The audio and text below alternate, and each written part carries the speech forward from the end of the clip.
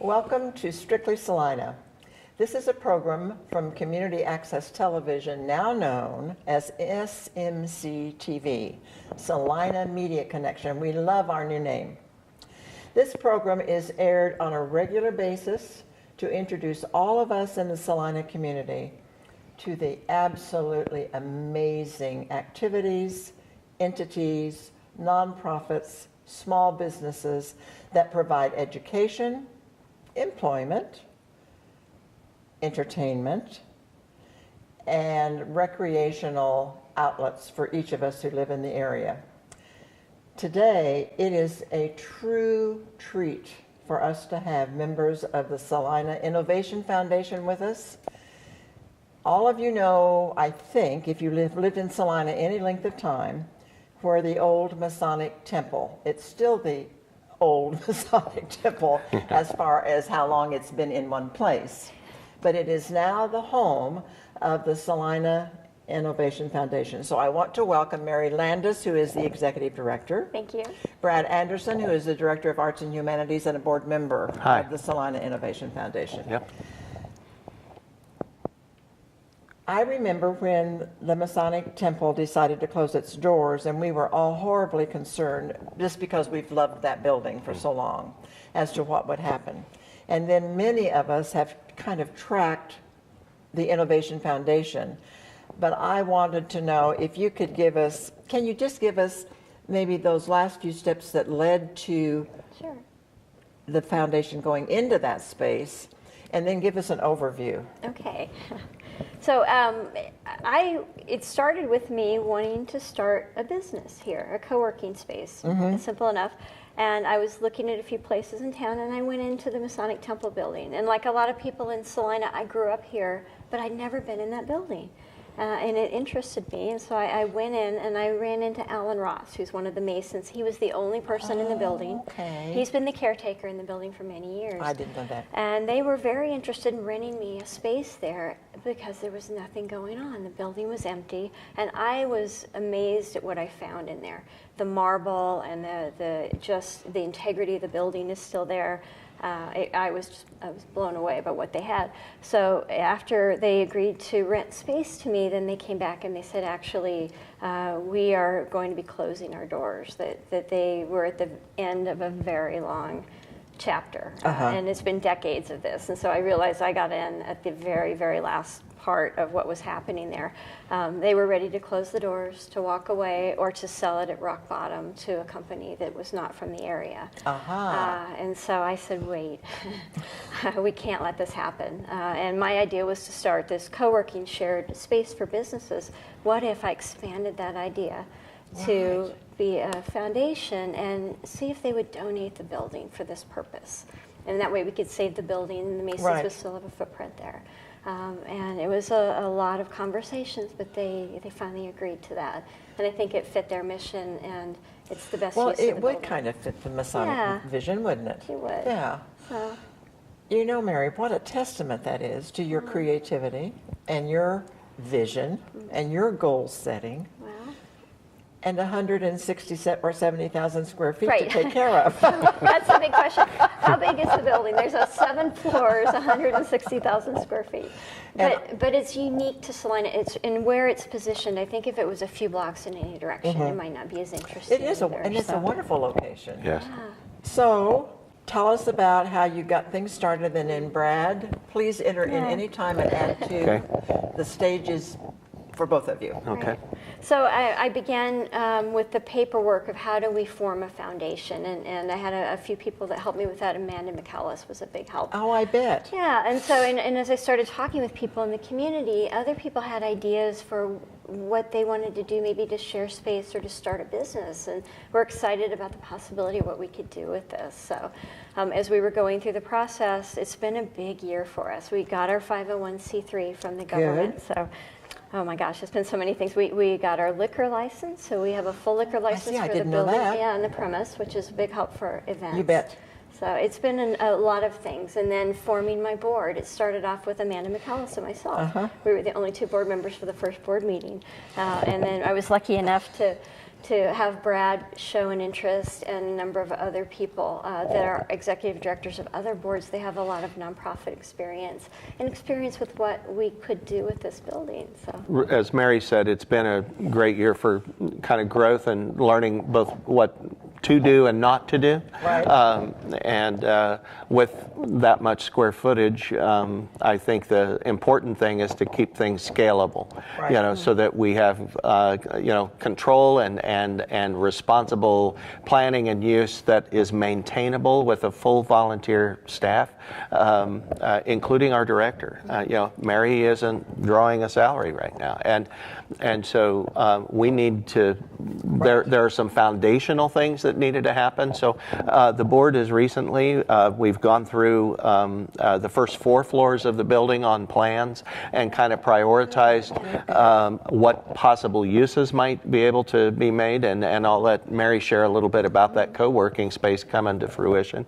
But she's got some spaces before the board was fully engaged. There are some spaces that are rented out and being utilized by a variety of different entrepreneurs, and then special events, weddings and company parties and Christmas parties and banquets and that is working fairly well, isn't it? As far Yes. as just recognition that is a good space to use for right. that kind of We thing. actually were- Despite all, with all of the challenges of that first year and what could have been just it could have been a complete disaster. Yeah.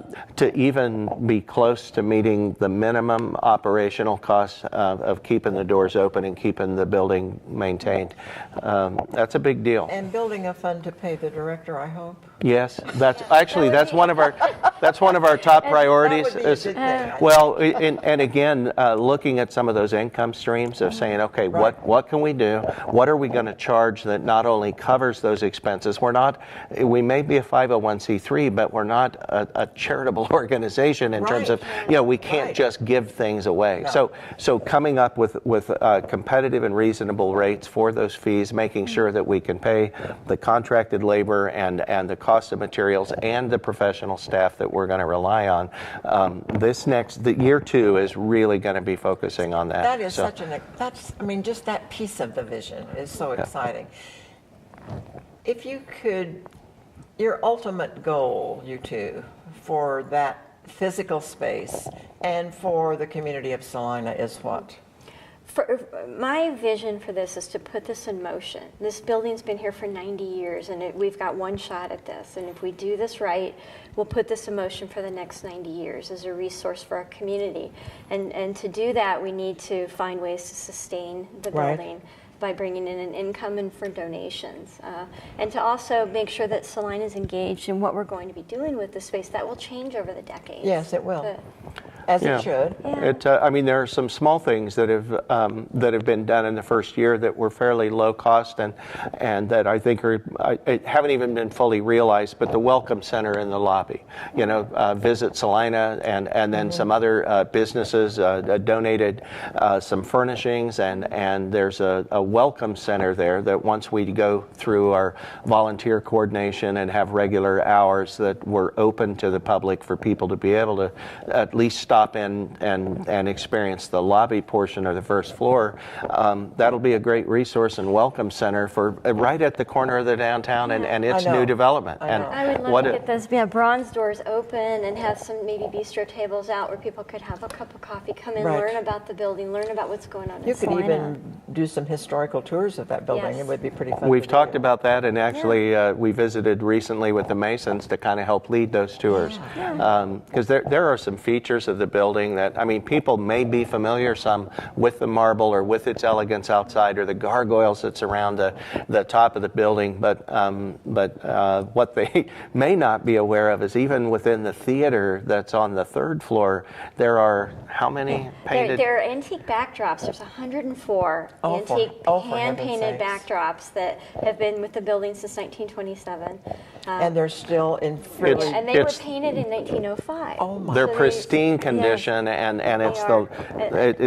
help me if I'm wrong here, Mary, but I think it's labeled as the largest collection of Mason ceremonial drops that is visible to the public in the nation. I mean, and they are intact, they are pristine. They're pristine. And They're so, on the original rope riggings. They're, Oh, my they're really heavens. something. forests, Egyptian backgrounds, castles, gates of hell. Right. It's about every flora and fauna imaginable, and some pretty You know, that is wild exciting. architecture. It is gorgeous. amazing. as you look toward the future and filling space, would there be any guiding principle of those who would want to utilize that space? That's a great question.